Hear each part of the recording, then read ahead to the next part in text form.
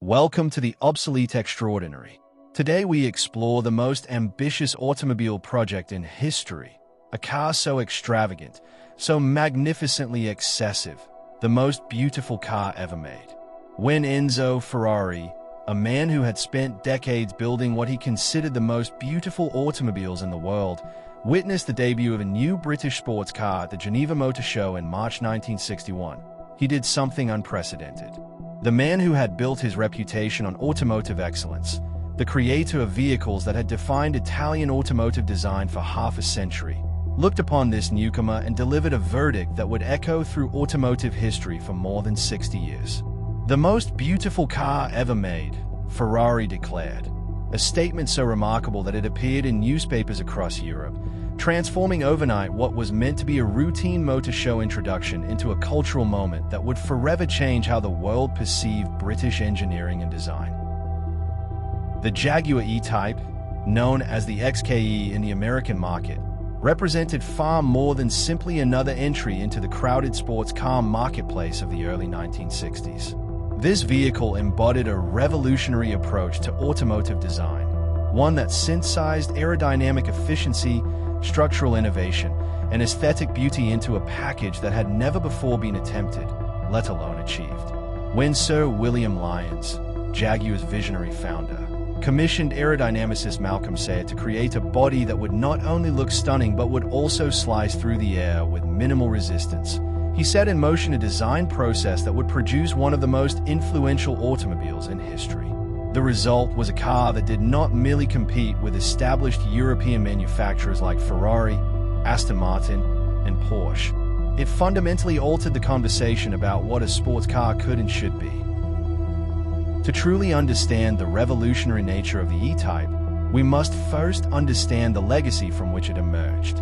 Jaguar's story began not with sports cars, but with sidecars. William Lyons, a motorcycle enthusiast with an eye for elegant design, founded Swallow Sidecar Company in 1922 in Blackpool, England. By the 1930s, Lyons had transitioned his company into automobile manufacturing, creating the SS90 and its successor, the SS100, which established Jaguar's reputation for producing fast, attractive vehicles at accessible prices. The SS100's 3.4-liter engine and streamlined two-seater bodywork made it a favorite among British enthusiasts, but World War II would interrupt Jaguar's development and fundamentally reshape the company's trajectory.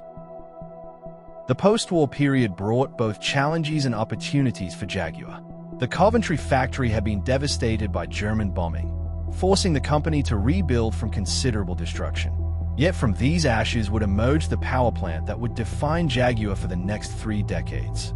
The XK120, introduced in 1948, showcased a revolutionary double overhead camshaft inline-six engine that Claude Johnson, Jaguar's technical director, had developed during the war years.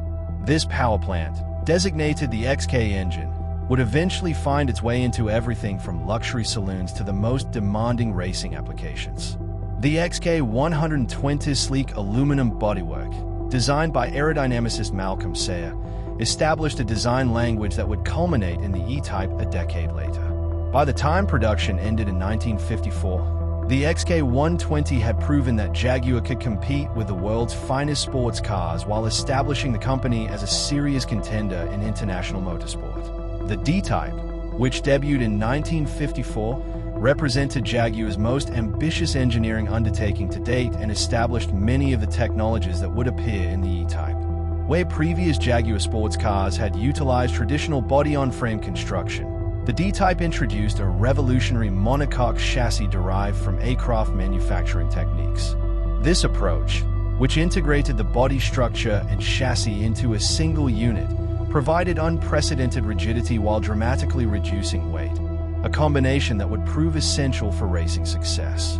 The D-Type's aerodynamic research, led by Malcolm Sayer, produced a shape so efficient that the car required a distinctive vertical fin to maintain stability at the triple-digit speeds achievable on the Mulsanne Straight at Le Mans. The D-Type's competition record validated Jaguar's innovative approach to automotive design. In 1955, 1956, and 1957, D-Type secured overall victories at the 24 Hours of Le Mans, establishing Jaguar as the dominant force in endurance racing. Yet this success came at a tragic cost. The 1955 Sierra Leone's Mans disaster, which claimed the life of Pierre Levy and dozens of spectators, cast a long shadow over the sport and prompted Jaguar's eventual withdrawal from factory motorsport. Nevertheless, the engineering lessons learned through D-Type development, particularly the monocoque construction technique and aerodynamic efficiency, would prove invaluable when Jaguar's designers began conceptualizing a replacement for the aging XK150 sports car. The D-Type had proven that Jaguar could compete with Ferrari on equal terms, and this confidence would fuel the ambitious project that would become the E-Type. When Jaguar's management commissioned Malcolm Sayer to design the body for their new sports car, they were placing the fate of the company's sporting aspirations in the hands of a man whose background lay not in automotive design, but in aircraft engineering. Sayer, who had worked throughout World War II on the design of British military aircraft, brought a unique perspective to automotive styling, one that prioritized aerodynamic efficiency above all other considerations. Where contemporary car designers often created beautiful shapes first and worried about airflow afterward, Sayer began with the fundamental principles of how air moves over and under a moving vehicle, allowing the mathematics of fluid dynamics to guide his creative decisions. The result was a body shape of such inherent elegance that it appeared effortlessly beautiful, the natural consequence of aerodynamic logic rather than the arbitrary decisions of a stylist. The E-Type's aerodynamic efficiency was genuinely revolutionary for a production sports car. With a drag coefficient of approximately 0.446, the Jaguar could slice through the air with effectiveness that contemporary competitors could not match. This efficiency was not merely theoretical. It translated directly into higher top speeds, better fuel economy, and superior stability at highway velocities. The long, flowing nose that characterized the E-Type's front profile was not simply aesthetically pleasing. It represented the optimal shape for channeling air around and under the car while feeding the engine bay with cooling air. The distinctive Coke bottle curve that defined the rear fenders created a smooth transition from the wide front section to the narrower rear track, minimizing drag while providing visual drama that remains stunning more than 6 decades later. Beneath the beautiful bodywork lay engineering innovations that would influence sports car design for generations. Like the D-Type race car before it, the E-Type utilized a monocoque chassis construction that integrated the body structure and framework into a single unit. This approach, radical for a production road car in the early 1960s, provided exceptional rigidity while reducing weight compared to traditional body-on-frame construction.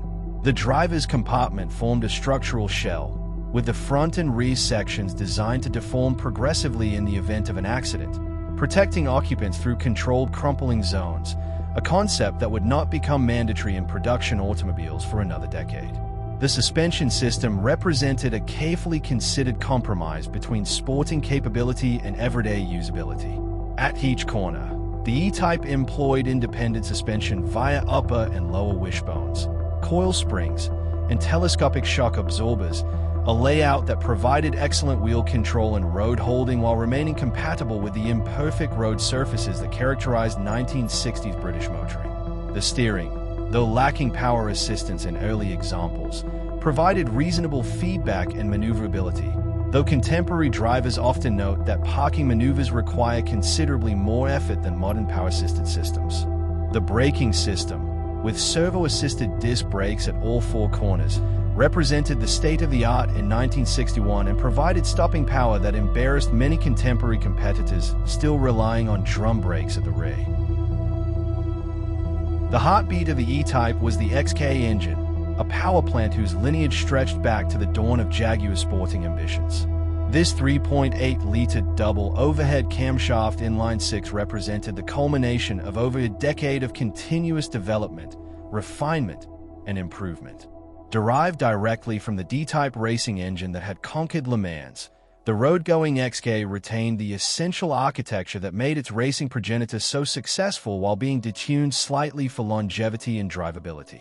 The cylinder head, with its hemispherical combustion chambers and carefully tuned ports, produced 265 horsepower in standard trim, a remarkable figure for a production engine in 1961 and one that placed the E-Type firmly in supercar territory. The power output of 265 horsepower, delivered at 5,500 revolutions per minute, propelled the E-Type from 0 to 60 miles per hour in under 7 seconds and onto a top speed of 150 miles per hour. These figures were not merely competitive. They embarrassed cars costing significantly more, including the Ferrari 250 GT that Ferrari himself considered the benchmark for Grand Tours. Yet the XK engine's genius lay not merely in its headline figures but in its character. The double overhead cam arrangement ensured smooth, linear power delivery across the entire rev range, while the inherent balance of the inline-six configuration minimized vibration and contributed to a refinement that competitors struggled to match. The engine's distinctive warble, somewhere between a purr and a growl, became one of the E-Type's most celebrated characteristics, a sound that enthusiasts still describe with reverent nostalgia more than 50 years after production ended. Throughout its 13-year production run, the E-Type evolved through 3 distinct series, each reflecting changing tastes, regulations, and Jaguar's engineering ambitions. The Series 1, produced from 1961 to 1968, represents the purest expression of Malcolm Sayers' original vision. These earliest examples featured the distinctive covered headlights with driving lights incorporated into the front cowling, an elegant feature that defined the E-Type's identity, but which would eventually fall afoul of changing regulations in the United States. The 3.8-liter engine, paired with a 4-speed manual transmission, provided the classic E-Type driving experience that enthusiasts consider definitive. The Series 2, introduced in 1968, represented Jaguar's response to both changing regulations and evolving customer expectations. The most obvious change was the adoption of open headlights, necessitated by American bumper height requirements that made the covered headlight design impractical. Beyond this visual modification, the Series 2 featured a redesigned front bumper assembly, a wider front track for improved stability, and an enlarged rear bumper to accommodate changes to the exhaust system. Interior modifications included a more substantial center console, improved ventilation through larger side windows, and modifications to the heating and ventilation system that enhanced comfort for year-round touring. The 4.2-liter engine, which had been introduced in late Series 1 cars, became standard throughout the Series 2 range, providing increased torque at the expense of slightly reduced peak power. The Series 3, introduced in 1971, marked the most dramatic transformation in the E-Type's history. Jaguar's decision to equip the E-Type with a new V12 powerplant created a vehicle fundamentally different from its predecessors. This 5.3-liter V12, developed from the experimental 4.2-liter V12 that had powered Jaguar's racing efforts in the late 1960s, produced 272 horsepower, essentially matching the straight-six's output but with substantially more torque available at lower engine speeds. The larger engine required substantial modifications to the front chassis and hood, resulting in a longer nose and wider front track that altered the E-Type's proportions. Some purists consider the Series 3 a departure from the original vision, while others celebrate it as the ultimate expression of the E-Type's grand touring potential, providing effortless cross-country speed in an interior that cocooned occupants in leather-lined luxury. The E-Type's impact extended far beyond the automotive press into the broader cultural consciousness of the 1960s and beyond. The car's starring role in the James Bond film The Man with the Golden Gun introduced the E-Type to audiences who had never heard of Jaguar, while numerous appearances in fashion shoots, television programs, and celebrity publications established the car as a symbol of success, sophistication, and good taste. The E-Type became the vehicle of choice for actors, musicians, industrialists, and aristocrats, a meritocratic aristocracy of achievement that valued the car's objective excellence over mere-badge prestige. Unlike Ferrari or Lamborghini, which required their owners to embrace a certain sporting attitude, the E-Type appealed to those who valued speed and beauty but also appreciated the Jaguar's fundamental practicality and comfort. The E-Type's competition career, though less celebrated than the D-Type's Le Mans victories, established the car as a genuine sporting contender in amateur and professional racing worldwide. In the United States, the Sports Car Club of America organized numerous events where E-Types battled against Ferrari 250 GTOs, Shelby Cobras, and other legendary machines. The car's combination of high performance and relative affordability made it a favorite among privateer racers who could not afford the ongoing expenses of Ferrari ownership. British production racer Peter Sutcliffe, father of contemporary racing driver James Sutcliffe, achieved significant success with E-Types, demonstrating that the Jaguar could compete seriously against purpose-built racing machinery.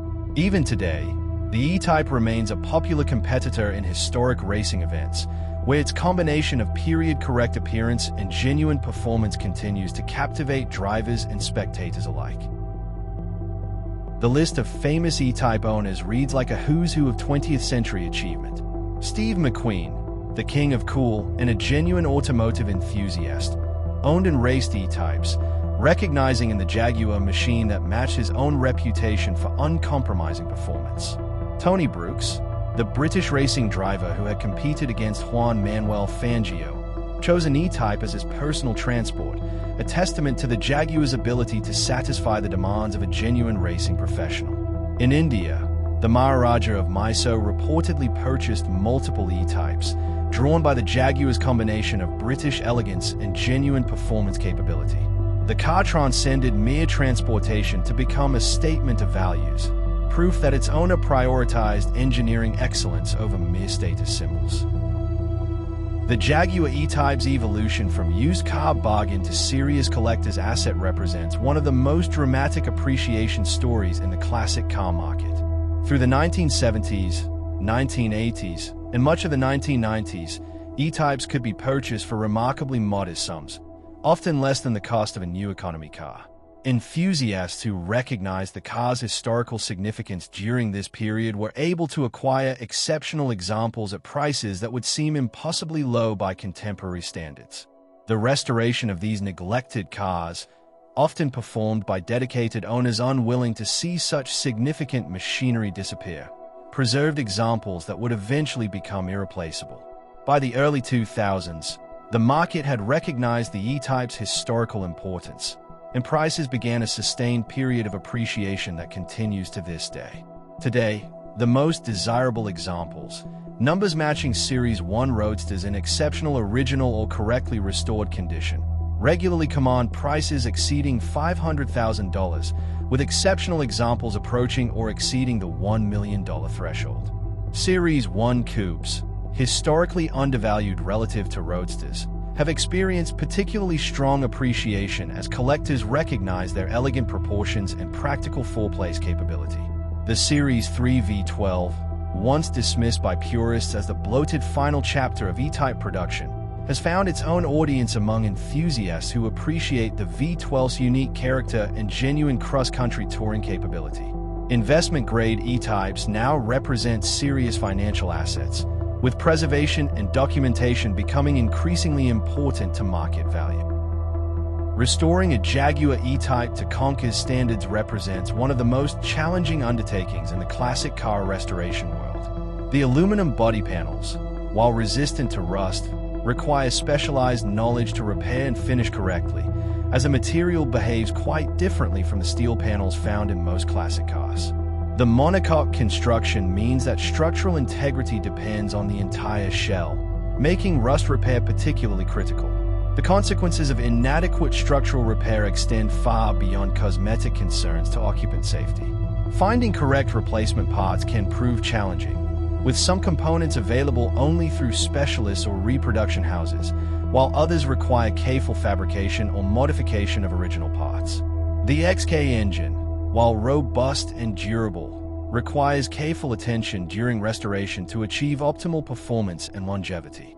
The SU carburetors, while mechanically simple, demand careful synchronization and jetting to deliver correct performance, while the electrical system, while improved from earlier Jaguar models, still requires methodical troubleshooting to address the intermittent faults that inevitably develop in vehicles approaching their seventh decade. Interior restoration presents its own challenges, with the leather hide requiring specific treatments to maintain suppleness while avoiding the cracking that develops from both age and inappropriate care products. The wood veneer dashboard, a defining characteristic of British luxury cars, demands skilled craftsmen to repair and refinish, as modern finishes rarely achieve the depth and clarity of original Jaguar work. The E-Type's influence on subsequent automotive design extends far beyond Jaguar's own product line. Malcolm Sayre's aerodynamic approach, which prioritized efficiency over arbitrary styling decisions, established principles that would influence automotive designers for decades. The integration of form and function that characterized the E-Type, where every curve served a purpose and every styling element contributed to performance, provided a template that manufacturers continue to reference when developing new sports cars. Contemporary designers, when seeking to create vehicles that achieve both beauty and performance, often cite the E-Type as a reference point for how these goals can be harmonized rather than compromised. Even Jaguar's competitors acknowledged the E-Type's design supremacy. Ferrari, despite producing vehicles that defined Italian automotive beauty, recognized the Jaguar's achievement and adjusted their own design language in response. Aston Martin, Jaguar's closest British competitor, developed the DB6 with awareness of the E-Type's impact on the market. The E-Type proved that a sports car could be genuinely beautiful, that performance did not require aesthetic compromise, and that luxury and sporting ability were not mutually exclusive. This fundamental insight, validated by the E-Type's commercial success and critical acclaim, shaped the expectations that enthusiasts continue to bring to sports car design. Today, the Jaguar E-Type occupies a unique position in the classic car world, simultaneously recognized as a masterpiece of automotive design, appreciated as an investment-grade collector's asset, and enjoyed as a genuinely capable grand tourer. The Jaguar E-Type Club, established to preserve and promote the marque, organizes events that bring together owners for rallies, concours d'elegance, and social gatherings. These events provide opportunities for owners to share knowledge, display their vehicles, and experience the unique character of E-Type ownership. The car's continuing capability as usable transportation means that E-Types regularly appear on the world's roads, their distinctive warbling exhaust note announcing their presence to anyone within earshot. Major automotive museums worldwide recognize the E-Type's historical significance, with significant examples displayed alongside other landmarks of automotive history. The Lauman Museum in the Netherlands, the Simone Foundation Automotive Museum in Philadelphia, and the Jaguar Heritage Trust Collection all include important E-Types as part of their permanent displays. These institutions ensure that future generations will have the opportunity to experience the car that Enzo Ferrari declared the most beautiful ever made, preserving not merely the vehicles themselves but the story of their creation, significance, and enduring appeal. The E-Type's position in automotive history seems secure, as long as enthusiasts continue to recognize and celebrate the achievement that Malcolm Sayre, William Lyons, and the Jaguar engineering team accomplished in 1961. When the final E-Type rolled off the production line in 1975, Jaguar had produced a vehicle that had fulfilled Enzo Ferrari's assessment, the most beautiful car ever made, while establishing new standards for performance, engineering, and luxury in the sports car segment.